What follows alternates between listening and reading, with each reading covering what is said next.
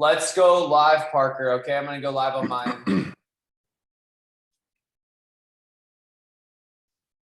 Yep. We're stuck through and we're live on my end. All right.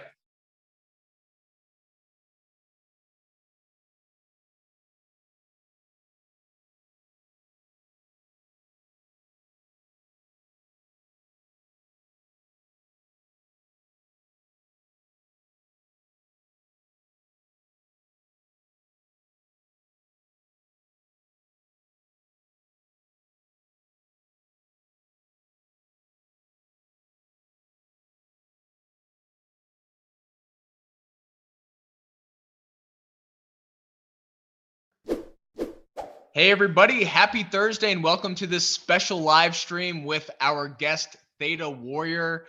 Theta may be the quickest growing Twitter account right now on FinTwit, so I'm really happy to have him on. Theta, thank you so much for joining us tonight. I'm looking forward to going over some charts. Thank you, Jake. It's a pleasure to be here. I'm excited to talk about some charts with you and go over some of my favorite tickers. Let's do it. So before we jump too much into the chart side of things, can you tell us a little bit about yourself, your trading style, all that good stuff? Sure, of course. I'm a chartist at heart. Everything I do goes back to the chart. That's how I plan all my trades, my entries, my exits. I come up with all my ideas based on what I see in the candles themselves. I learned how to trade doing that, and I'm really comfortable doing that.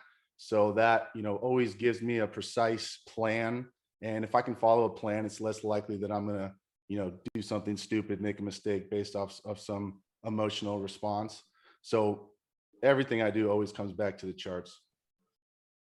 I love it. And how long have you been trading? Do you have a subscription service, or how does all that work for those that are watching that have never heard of you before? Yeah, well, I mean, I've been involved in the stock market basically my entire life. My dad was involved in the market and he got me started from a very young age. I've been trading more seriously for like the last 3 to 5 years now, taking it a lot more serious. But always the market, has been a part of my lifestyle. I use, TrendSpider for my charting. I use Thinkorswim for my execution. Love the software that you guys put out, and just makes my life a whole lot easier. I love it. Well, thank you so much. Hey, we're honored to have you using the platform, honored to have you on the show tonight. So what we're going to do tonight is, obviously we have 1 day left of the May monthly candle. So what we're going to do is we're going to look at some of the monthly setups. It's always important to go through the top-down approach. Look at the broad markets and then look at some of these individual names. So what I'm going to do is I'm going to kind of drive the charts on the broad market recap here, and then we're going to hand it over to Theta. But before we do that, let's look at some just monthly charts on SPY, the Qs, and some of these other names, including Bitcoin and Ethereum. So as far as SPY goes and some of the broad markets, what are you liking here? What are you not liking? On the technical side, is there anything on the fundamental side that you're a little iffy into the summer? Well, I certainly won't pretend that I'm a fundamental expert. Like I said, everything I do pretty much goes back to the charts. I'm mostly a tech trader. I like the liquidity and the volatility that you find in tech. So I find that those are the names that I like to focus on. Those are the names that I like to trade. And I definitely see a lot of great setups going into the summer. We can certainly touch on those later, but definitely tech is a big focus of mine right now. Okay, beautiful. So let's go over the SPY chart. So one of the things that was really interesting about SPY, and we touched on this about a month ago, if you're seeing this monthly chart on SPY, we broke out of a pretty crucial long-term level back in March, and seasonality is going to be a pretty important topic here over the next 5-6 charts that we go over. One thing that's really interesting about SPY, the Qs are a little lower than SPY, but all of these win rates for summer are very high. So you can see here on SPY on the monthly side of things, one thing that really got me bullish, because I was very bearish into really going into April. And I started looking at the seasonality side of things since the 2016 low. So you can see this here on the monthly chart on SPY. The reason why we're starting this seasonality from the 2016 low, looking historically back. So when you look at this, these win rates, this is not telling you a probability of what's going to happen. It's historically speaking what has happened. So since 2016, going into April, we had a 100% win rate. So that means since 2016, there has not been one April that is closed red versus March's close. So the fact that we had this really strong seasonality during this breakout was a big kind of just like eureka moment for me. I'm like, holy crap, it was a rough February and March, but seasonality and technicals are now on our side. We need to go, the opposite side of things. So definitely going into the spring and the summer months as we're going into now. I mean, look at these numbers. April, 100% win rate. What did we have in April? A huge move to the upside. May, 80% win rate. Now it says 83%, but if we take out 2021, you'll see it's 80%. June and July, both 80 and 100% win rates. So we're going into a very seasonally strong time of the year. And on top of that, the technicals are also backing this. So you can see here on SPY, everyone's like, oh, SPY is going down. All SPY did was exactly what it was supposed to do. All it did was test this previous resistance, now acting as support. So on that side of things, it seems like we're overextended, but all we're doing is retesting this previous resistance, acting as support. And now we're about to close above last month's close. So all in all, it's really hard to be bearish here. I know there are a lot of people that think the market is overextended. Growth stocks have their dead cat bounce. They're going back down. But I think we're going to see with Theta's charts that I don't think that's the case. So on SPY, at least, we've got seasonality on our side. We've got this longer term breakout on our side. As far as the Qs go, this is one thing that is a little bit iffy here. I don't want to say iffy, but just not as strong as SPY, where we are actually at this longer term resistance here. Going back since pretty much October of 2008, you can see we're pretty much at this long-term resistance. And going into June, we do have a slight decrease in the win rate. It's still over 50%, it's 60%, but all in all, it's definitely not looking exactly like SPY does. So you mentioned you're pretty heavy in tech. When you're looking at tech, are you looking at a proxy like QQQ or XLK? What's kind of like making you most bullish on the tech side of things right now? Well, definitely the Qs are going to be the proxy that I use when I want to short or when I want to just simply get long the tech sector. Mostly it's individual names I think are producing some of the most bullish looking patterns in particular. The Q, as you kind of mentioned, is coming up against a longer term resistance. The Q, it'll have a couple weeks down, a couple months down, and then it'll just, continue to rip higher and continue to grind higher. So it is a question here to see if it is going to get above that trend line. The SPY, on the other hand, is definitely one that has been able to get through it. Quickly, I'll pull up my chart. When I look at the SPY, no trend lines or anything. The thing that I noticed right away is that, since 2018, volatility has been increasing. So you've had a high, you make a low, you have a higher high, another lower low, higher high, lower low, et cetera, et cetera. Now, to think that we were going to make another lower low, that would be quite the event. That would be quite the event. What I really think is going on, similar to like what you were just showing, is we had a broadening formation that we've just broken out of now. So possibly a pull to this area here might be on the horizon, just after how far and extended we've come. And you can see that the SPY amazingly really respects this line up here, because this was kind of, I believe this was around the election time. And you can see that it hit resistance a couple times trying to get through.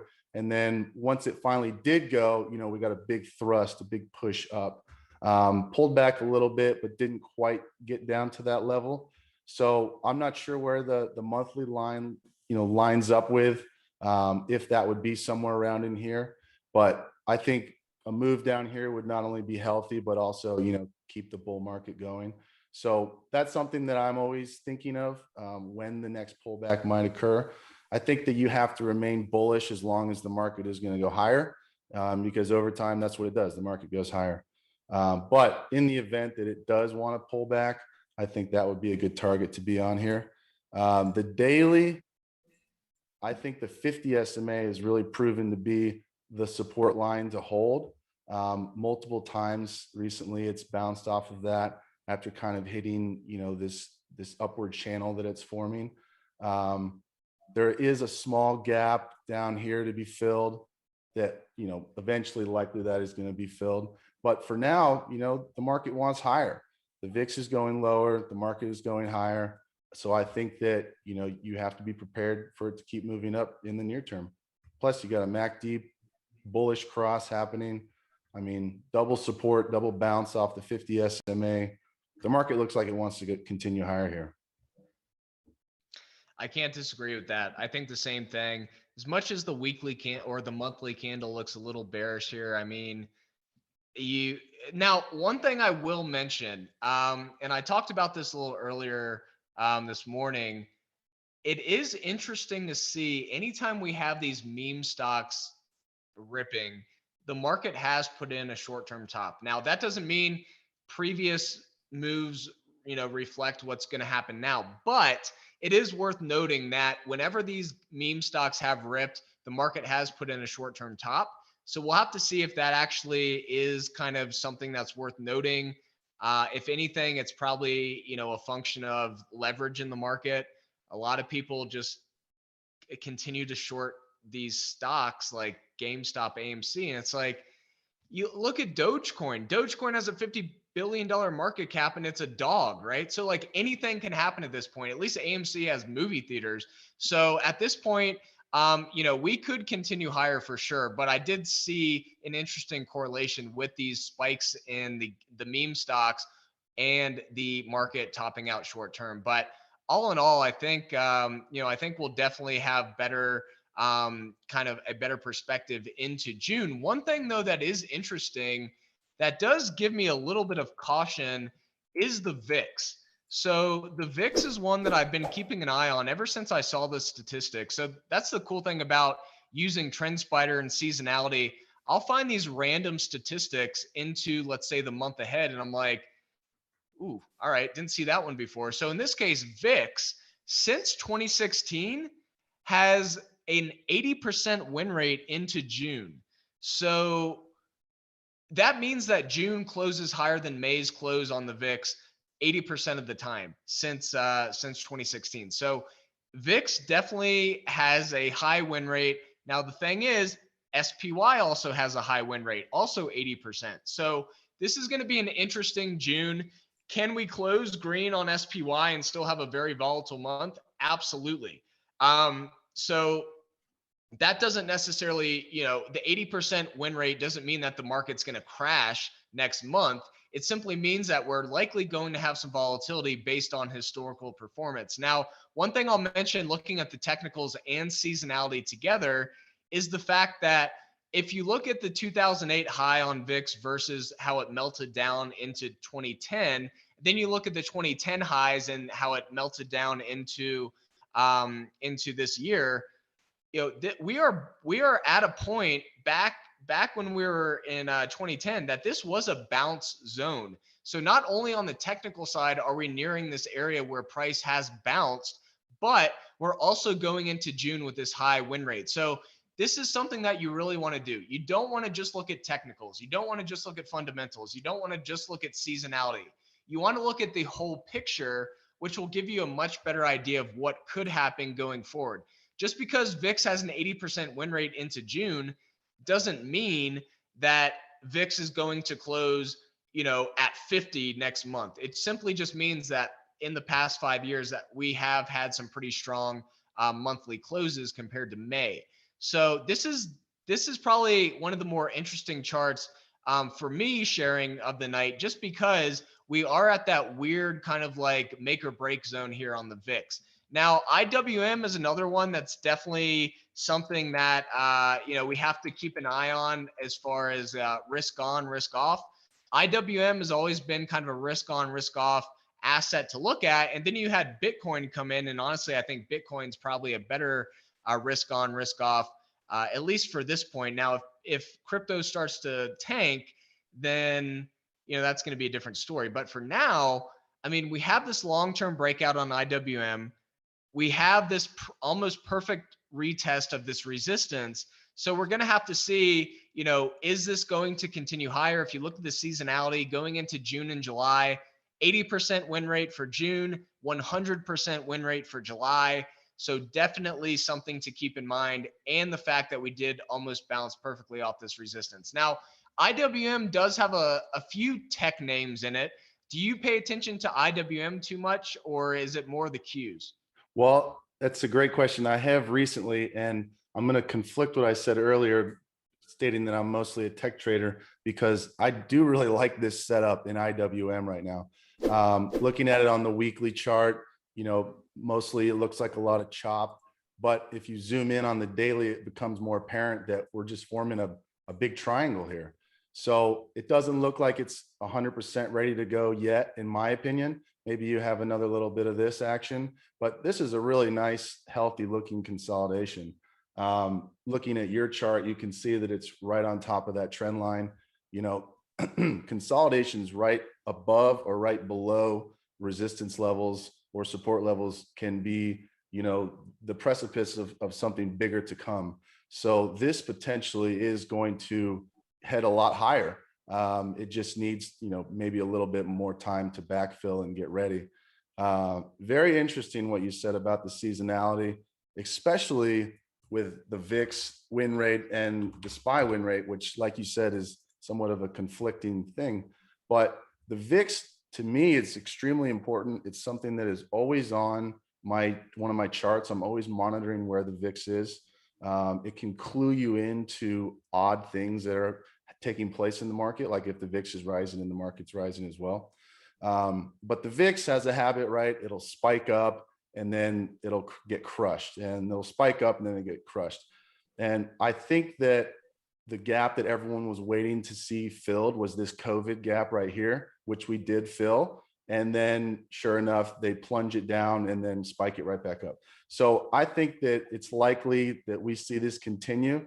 But when it starts getting low, like you were pointing out, to that support level, I start to get a little cautious, because what happens when stocks dip down to support? Often they bounce, right? If you look at the monthly chart, the VIX is essentially just a series of descending triangles, and then you get a big breakout. You can look back and see even bigger ones. There's another one right there. So the VIX has this pattern that it constantly forms. And right now it's in a big wedge. So, maybe we see it drift lower here. Maybe some unknown event occurs and we see it break out to the upside again. I mean, the two biggest spikes, in the last 12 years, was the financial crisis and COVID right here. But there have been some other medium-term spikes along the way. So after enough time goes by and you don't see one of those, you start to ask yourself, okay, well, when's the next one coming? Like I said, I think that it's likely that we drift lower in the near term, but there always is that, sell-off on the horizon. So I just always remind myself that, so I don't get a little too bullish or too ahead of myself.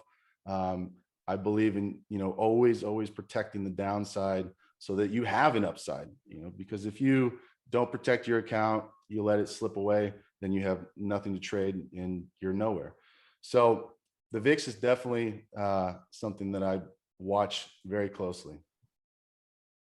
Yeah, love it. Now, are you using anything as a risk on, risk off, or using IWM? We're about to jump into Bitcoin and Ethereum before I hand it completely off to you to drive the charts.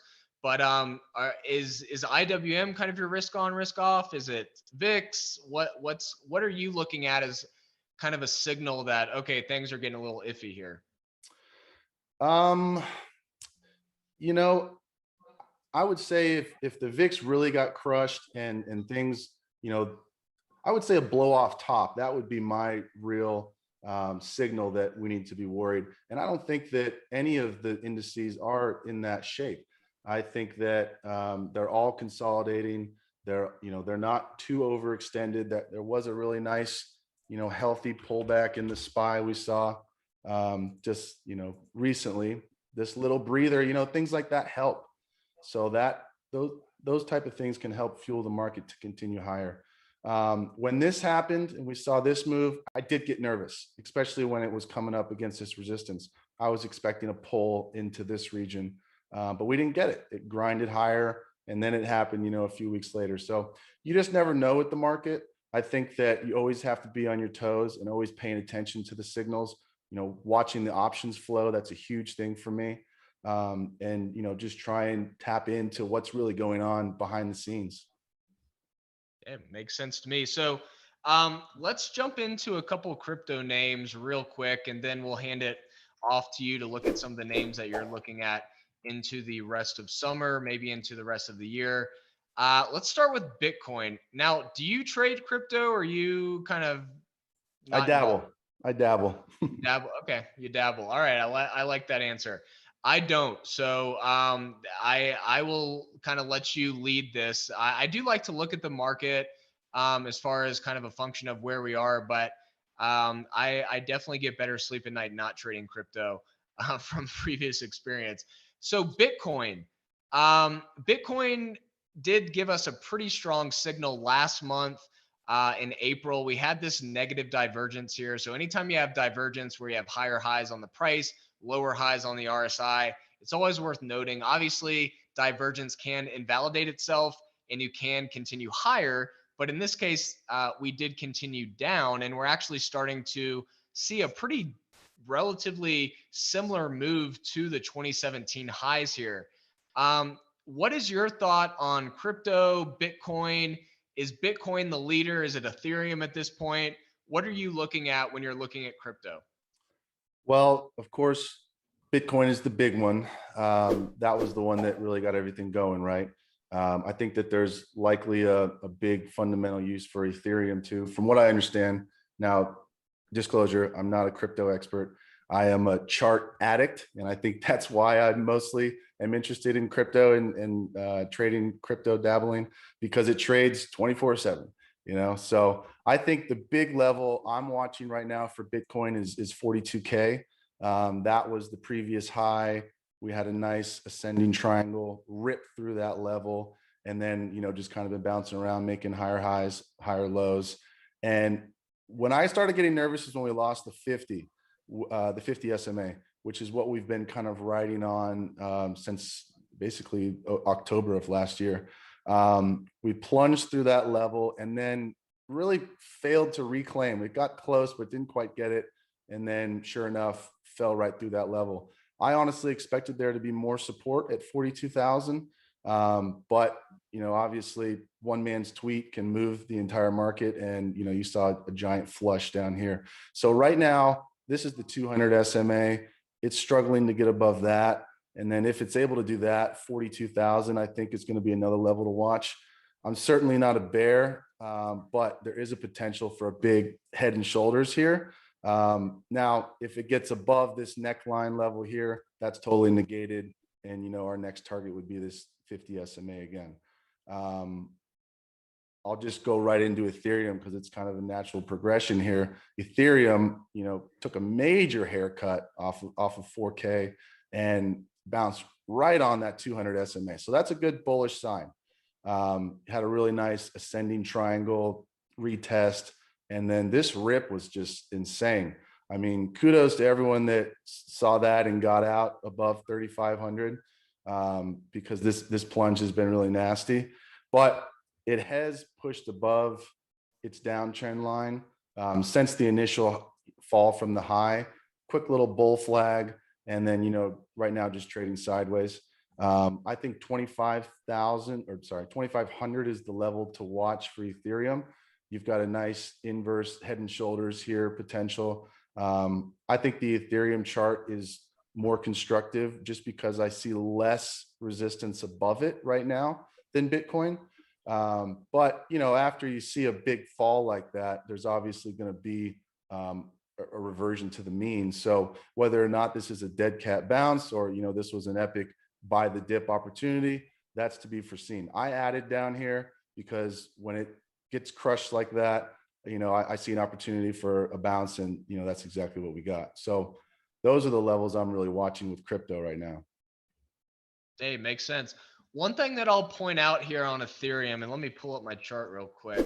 On the monthly side of things, one thing that I'm really paying attention to here is, and I mentioned I'm going to bring up seasonality quite a bit tonight. So one, we are pretty overbought on the RSI. So looking at the yearly RSI, and all I'm doing is using the 12-month RSI. So that's the yearly. Looking at that, looking at where we've been in the past, we're pretty high up here. We're at 90. Well, last month we were at 93 on the 12-month RSI. Now we moved down a little bit to 90, but this monthly candle is still something that is forming. So the nice thing about the market is tomorrow the monthly candles are done. Friday we have one more day left until we can really look at the monthly candles as they've closed. Now on Bitcoin, on any crypto that you're looking at, that's going to go on until Monday because crypto doesn't have these holidays like the stock market does. So Ethereum is going to be an interesting one to see how we play out into the weekend. We are seeing a little bit of weakness here. We have moved down a little bit from today's high.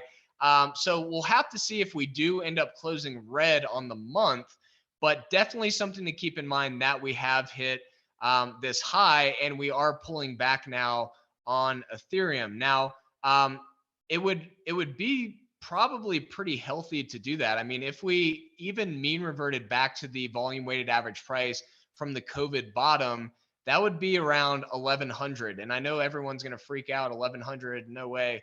Bitcoin just did the same thing. Bitcoin pretty much almost went down to its COVID lows here, or COVID VWAP. So BTC USD Coinbase. If we look at the VWAP from this period here, we barely missed it. The VWAP's down below around 25, 26,000. We bottomed out right around 30K. So that would be an area to watch below. If crypto does continue down, definitely watch that area below. So, this is the broad market recap. We want to get an idea of how the bigger names are looking before we jump into some of these individual names that Theta is going to go over. So, broad markets look pretty good. SPY looks decent. Strong seasonality into the rest of the summer, or we're not even into technically summer yet, but into June, July, August. Pretty strong readings on all of the main broad market ETFs. Crypto, not so much. Bitcoin, since the 2017 highs, there's a little bit of a pop in June with a 67% win rate, July 33%, August 0%. So that's something to keep in mind. Ethereum's at 33% across the board until August. So will we see some of this crypto money come back into the market? We'll have to see if that's the case, but that's something we'll just have to play by ear. And in the meantime, let's check out some of the individual names that you're looking at, Theta, and kind of the technical thesis behind them. Sure, of course. So I'll kick it right off with CRM, Salesforce. I've been keeping my eye on this one for weeks now. This is the weekly chart that we're looking at. And you can see every time it comes up to this resistance line, they just whack it, right? It gets crushed. It's a big, massive bull flag just waiting to break out, basically. And sure enough, they had earnings after the bell tonight. And if we quickly toggle on the after market move, we can see we're finally above this resistance level. So, it's cliche, but it's true. The bigger the base, the higher in space. This is a massive consolidation that's now breaking out. Only question in my mind is it going to rip straight to 250, 260? Is it going to get a bounce and then come back down to retest? That's to be foreseen. But we do know one thing, in that it is finally pushed above this large downtrend line. You had, lower low after lower low. And then finally right here, this was your clue. This was the higher low that maybe it was going to come up. Even a little tiny inverse head and shoulders right there. So me, I don't personally like getting long right here. Fine for a scalp trade up to the resistance level, but I'm not going to be buying calls here right underneath, a huge resistance level. I like to wait and make sure that it's going to get through first. So now that it's through, I'm going to start looking for my entry. Like I said, I really want to see what it's going to respond, how it's going to respond the next couple days, if it is going to continue higher, if it is going to give us a pullback. But regardless, this is a potential huge breakout that we're going to have. Could easily test the all-time high and continue higher in the next coming weeks and months. Something that takes this long to form is going to take a while to play out. It's not going to all happen at once. So no need to chase. There's always going to be pullbacks along the way that you can buy. With options, you have to be very precise and diligent and pick your spots. So I always try and wait to buy dips when I'm looking to get into a long position. So that's what I'm going to be looking for with CRM. Boeing is one that I've been trading this week that has given us a killer move so far. I'll just zoom in really quickly on the daily. You had a nice falling wedge, just like we saw take place in January. Boeing loves to form these formations for whatever reason. Nice falling wedge.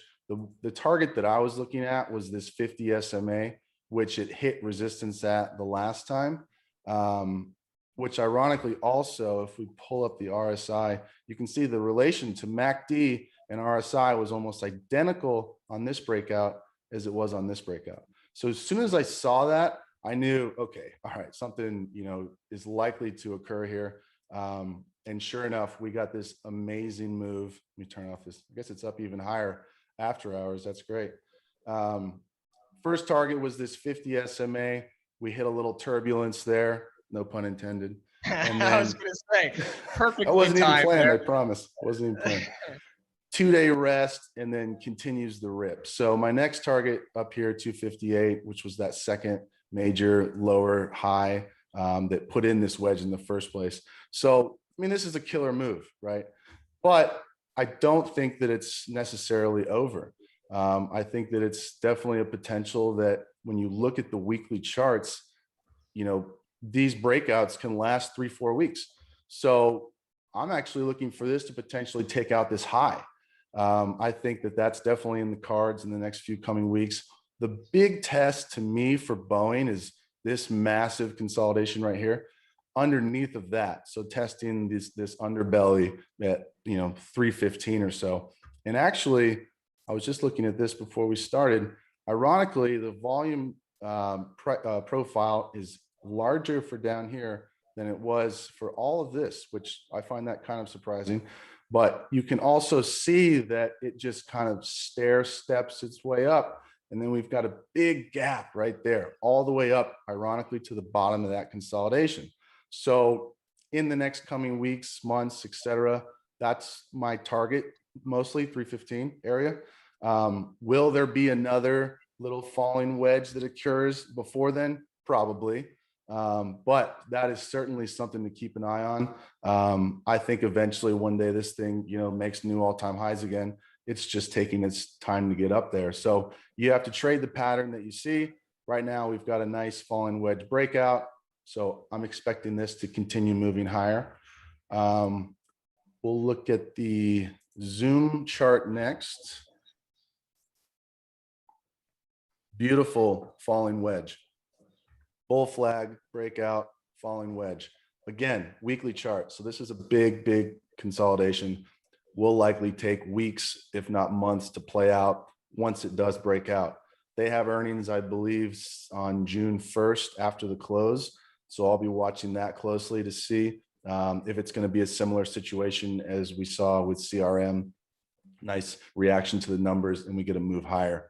Right now, the line in the sand I'm looking at is this downtrend line right here, which when you connect these highs, I mean, it ticked to the penny basically today, and pulled back. I was hoping it was going to go through, nice little pop play, but hit resistance and didn't make it through. Tomorrow, maybe it does go through, but that's the line in the sand that I'm watching.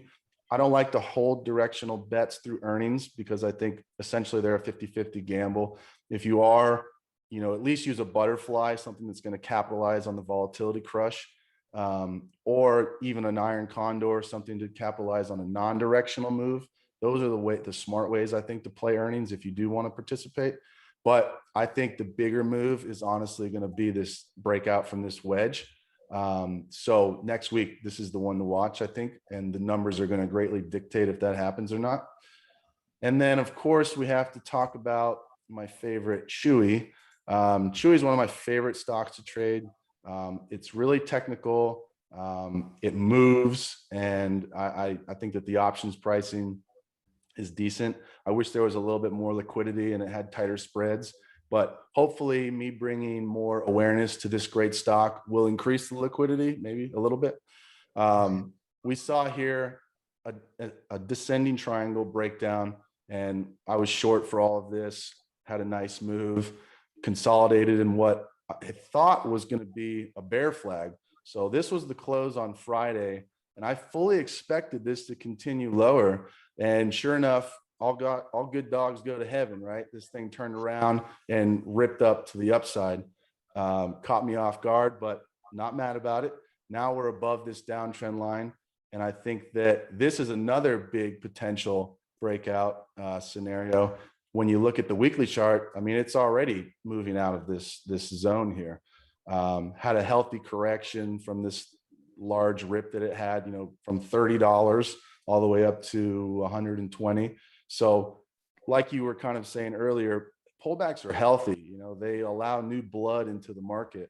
They shake out the weak sisters, people take profits, new opportunistic buyers step in, and then you get new bull markets to start. So this type of action is good. You want to see this. And when I see this type of action, I get excited because this is the stuff that I love to trade. Tesla is another one that forms these wedges and triangles over long periods of time and then just erupts. So chewy is definitely going to be a good one to trade, I think. One thing I will say is a very powerful pattern can be a failed breakout. So even if this ends up being incorrect and it wants to flush lower for whatever reason, maybe it's market related, a failed breakout can be a great opportunity for a short. So no matter what direction this chooses, I think it's going to be a great trade. Right now, everything looks very bullish, so I'm expecting this to continue higher. Definitely a very fun stock. And then I'll touch on NEO, which again, I mean, look how identical or similar those charts are. They both have a very similar falling wedge scenario breakout. And this is one I think that could really have a lot of fuel behind it. If you look at the daily, for me, one of the biggest moving averages that I look at is the 50. That kind of suits me. I look at the 8 and the 21 as well, but the 50 to me is, good medium term support and resistance. The 200 as well is super important, but stocks don't often come into contact with the 200. So the 50 is kind of, when this loses support here, which if you'll notice, it's been riding along for, the better part of a year, touched almost right there and bounced. And then as soon as it lost that 50, that's your opportunity to get out because you can see we just got an absolute flush right here. But today it was able to reclaim it. You can see that it failed multiple times in this area, dove below the 200, and then yesterday tried but failed to get above the 200, closed right on the 50, and today finally had the gas to push through. So I think this is a good sign. We just need this 50 to get back above that 200. You got all the momentum moving in the right direction. So I think, this is a loved stock. It's a cult stock, if you will. I think a lot of people want to see this go higher, myself included. I think that it's got a lot of great fundamental things behind it. And there's a lot of reasons to be bullish on EVs and NIO as a company and as a whole. But like I said, always go back to the technicals. That's where I start and end my process. And technically, this is a beautiful chart, both on the daily and the weekly. So I think that all of those that I went over are stocks that are going to continue to play out in the next coming weeks and months, and definitely things to keep your eye on. Hey, makes sense. So I saw on NIO, if you go back to the daily chart, are you ever looking for divergence on the MACD or the RSI or anything like that? Because I see a pretty strong divergence there on NIO on the MACD from early first week or so of March to that higher low in mid-May. Is that something you pay attention to, or more or less just the kind of the crosses on the MACD and kind of these higher levels on RSI and that type of thing? Sure. I mean, divergences can definitely be a clue. They're not always correct, but yes, of course, you can see it here. Maybe a clue that, something was going to be, turning around here. The cross for me is definitely the most important. But yeah, I mean, when it comes to divergence, the MACD and the RSI are definitely things that I keep an eye on. I also look at where has it bottomed in the past? For example, where is it quote unquote too oversold? Last time NIO bottomed, the RSI was around 27, and we almost got down there, but not quite. But this was an area to start looking for maybe a potential bounce. And the same goes for where it might be topping out. Now the RSI was extremely overbought over here, and we saw the stock quickly correct. So definitely something that I keep an eye on when it comes to pivots is a big one. Hey, makes sense to me. So this is a tricky one. What is your favorite name out of the ones you just went over? If you had to pick one, if you had to pick one, what is the main one that you would go all in? No, I'm kidding. What is the main what is the main one that you like most on the technical side? And I know you said you're not too on the fundamental side, but kind of a mix of everything. Okay, so if I have to blend the technicals with the fundamentals, it's going to be NIO. If it wasn't a blend, it would be my favorite chewy, and only because fundamentally I wonder if some other bigger name by the name of Amazon might be able to be a formidable competitor one day against their business model. But I think both charts look great. They are the two that are breaking out along with CRM and Boeing. Zoom, I don't think is quite there yet. So right now in like the near term, definitely it's going to be either NIO or chewy. I like it. I like it. Do you have another 10, 15 minutes to take a couple chart requests? Please, absolutely. All right. That's the cue, everybody. Send us some names that you want to look at. If we see names that have been mentioned 2 or 3 times, maybe 5 times, depending on how many times the name's been mentioned, we'll look it up. So shoot us some ideas on the chat, and we'll look and see if there's something that's kind of reoccurring here, and we'll take a look. Don't be shy. Put in the ticker that you want to see. Could be a stock you're in, could be a stock that you're thinking about getting in. I've seen Snow a couple times actually. What are your thoughts on Snow? Snow had a good move today. Finally got through this volume shelf that I've been looking at now for quite a while. That 235 area was a pretty heavy supply zone. We got through it. What are your thoughts on Snowflake right now? Really glad that you brought that up. That was a honorable mention to my 5 that I just listed there. I love this chart right here. I was getting very bullish when it was forming what I thought was an inverse head and shoulders right here, to push above this big resistance level, the 243 level. And sure enough, it gets wiped out. Ended up being an ascending triangle. Oops, sorry, that didn't really snap right. Which, as you know, neutral pattern can go either way. This one chose lower, but now we finally pushed above this level after the earnings report on huge volume. You've got a big gap in here in the volume profile. My next target's right there, 264, which is kind of where this bounced, right? And also where that volume profile is starting to come up. I think this is going to be a big one as well. I hope to see this thing continue higher. I'm very bullish as long as this line holds. If this ends up being another fake out, as well as many other traders, I assume, are going to be disappointed because we've been waiting a very long time, it feels like, for this to finally break out. And Oh my God, you're telling me. today Jeez. we finally got the close above this level. So hallelujah. Hallelujah. All right. So, you know, one thing that I'll mention that I think is really important right now, a lot of people have gotten burnt because pretty much from December to the end of January, you could buy something and hold it for 2 or 3 weeks and be up 50% after Right. that. Now, the last 2 or 3 months, that's not been the case. And I think what's happening is a lot of people are getting trigger happy and they're like, oh, I'm up 10%, I'm up 20%. I'm gonna, you know, sell and take my profit, which is awesome. That's trading. But if you look at a lot of these names that you went over, we have barely touched the surface of a breakout. What are your thoughts on that? Are we just starting this breakout on growth names? Is this just another fake out before we go to a new low? What do you think? I'll give my opinion quickly. I think we're about to rip into summer. Historically speaking, this is a strong time of the year. I'd love your opinion on this as well.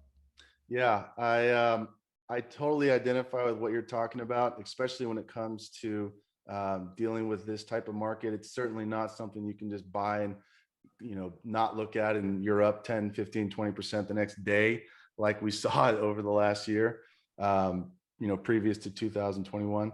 It's definitely a market that you have to be quicker to take profits in, and even more so protecting the downside.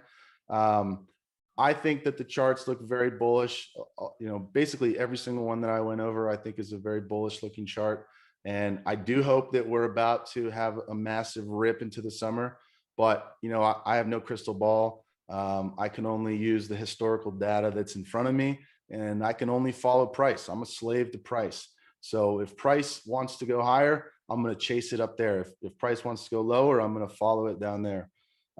So a lot of the things that you touched on about the historical aspect of it, you know, being a higher win rate month next month and the following month, and the 100% win rate in April. I mean, that's hard data that, you know, you can't deny that. So the stars are aligning that this is possibly the start of another big tech bull run, I hope.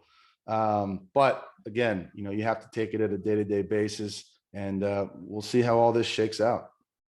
It makes sense to me. It would be irresponsible at this point not to look at Tesla, because I'm going through these comments. That's why I'm looking down at my phone to look at the chat. Tesla is definitely the most requested and commented ticker here. Let's look at Tesla. What are you seeing? I know you mentioned that NIO looks good. NIO and Tesla do move together most of the time. Is Tesla something you're looking at? One little fun fact I'll throw out there: Tesla does have a very high win rate into June, with an 80% win rate since 2016, compared to May, which has a 33% win rate. So definitely on a little bit of a shift there on historical seasonality, where Tesla is, in my opinion, setting up pretty strong. We had a double bottom kind of forming on the weekly, and we have that historical seasonality picking up into June. What are your thoughts on this? I'm really glad you brought up Tesla. Tesla is one of my favorite stocks to trade. It's super volatile. It respects technical analysis. It's just a great stock all around to trade. And it forms these big consolidations, and you get these massive moves out of it. I traded a lot of this action in here. I was getting bullish. I thought this was going to be the rip to the moon. And then sure enough, it hits the longer term trend line, comes back down, and we realize that it's actually in a big triangle, right? Which it ended up flushing down from. Luckily for the bulls, it caught up with this even bigger trend line, which you can see when you look at it based on the weekly. You had this large weekly triangle pennant consolidation, flush down, and instead of just getting absolutely hammered, turned around and was able to find support based on this longer term trend line. So I think that's very bullish. This was a great move, man, especially the end of the day action today. I was watching the sweeper flow come in through my black box stocks terminal, and they were just, pounding the ass relentlessly and just driving this thing higher. I think that this likely does continue higher. It's got a lot of fundamental aspects, things that are being pushed through Congress right now based on EVs, credits, that the whole EV sector as a whole is going to rip. Ford, GM, Tesla, all of them. I think that this was a crucial save right here. And, potentially we're going to hit some resistance here. Maybe it doesn't, and it just breaks right through, and it ends up being that this, was the actual triangle all along. And this was just a semi trend line. So that's one thing that I'm always looking for is, there's lots of different ways to draw the lines, and maybe the way I have them drawn is wrong. I think that you have to be able to drop your bias quickly and say, okay, this actually wasn't the important line. It was really this one.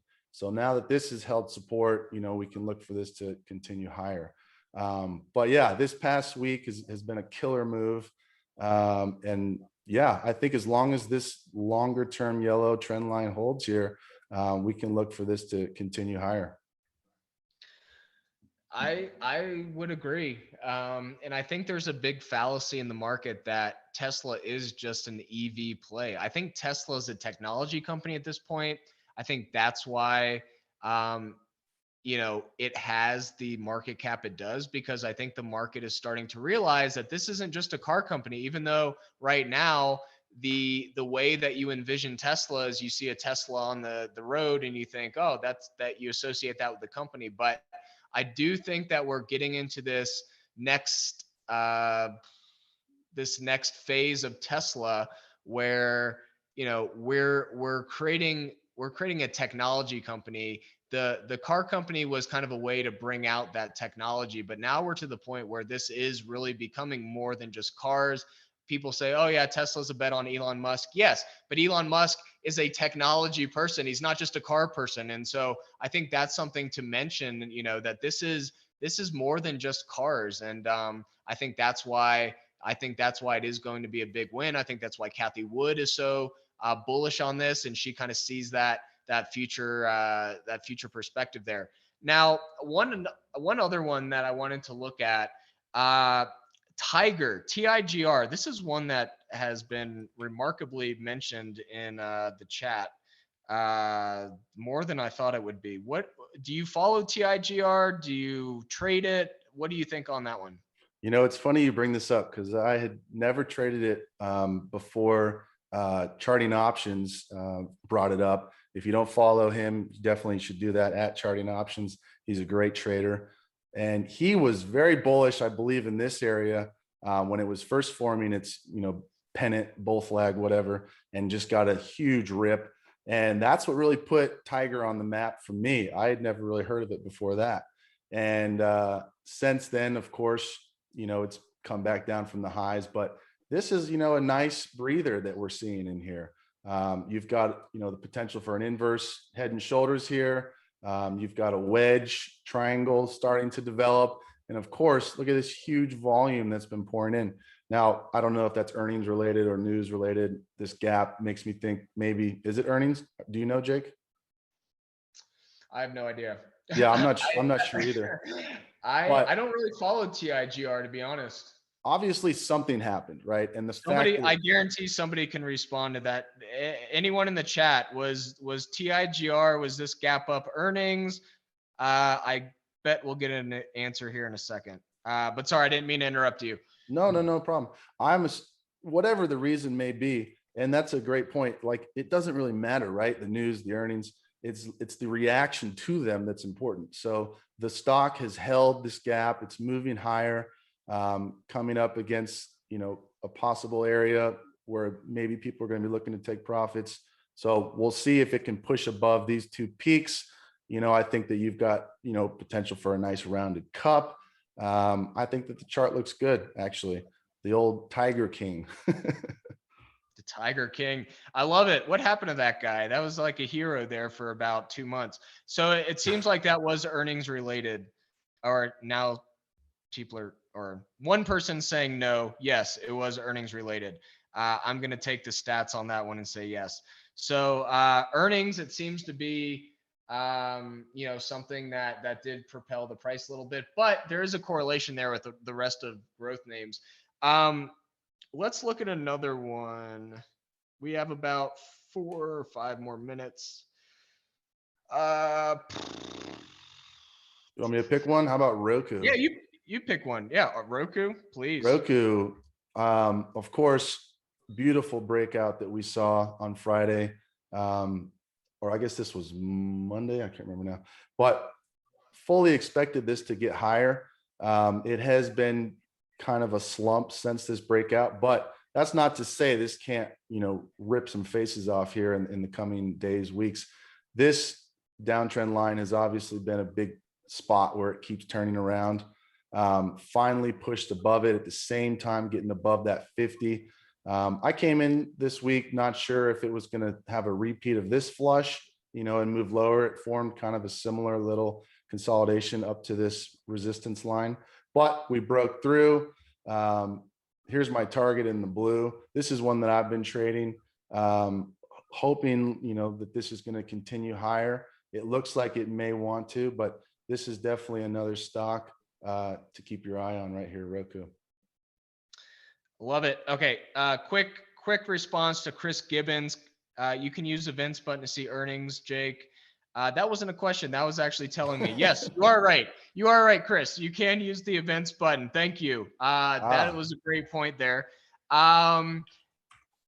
Hey, I have nothing to say that other than that was beautiful. To my good friend Creighton Hoddle, let's look at Fubo. Mr. Fubo has, or Mrs. Fubo, Mr. Fubo, whatever you want to call this stock. What are your thoughts on this? This thing has had an absolute ripper over the last 5 days. Are you trading it? Are you watching it? Are you using it as a proxy for growth names? This is going to be the last one. What are you thinking on this one? So I know this is been, a lot of people's favorite stock, and for good reason. I mean, look at this insane rip that it had. I remember watching this and, in disbelief, just trying to catch I was too. some of the action, because, this was a crazy move that, of course, then they just crushed. Sometimes as fast as they go up, they come down as quick, if not quicker. So the breakdown from this consolidation has been lengthy. And I honestly am surprised that it's taken this long to bottom. During this type of action, I have no need to be involved. The only thing that I'll trade is if it, will fall below a prior, support level. I'll quick scalp those.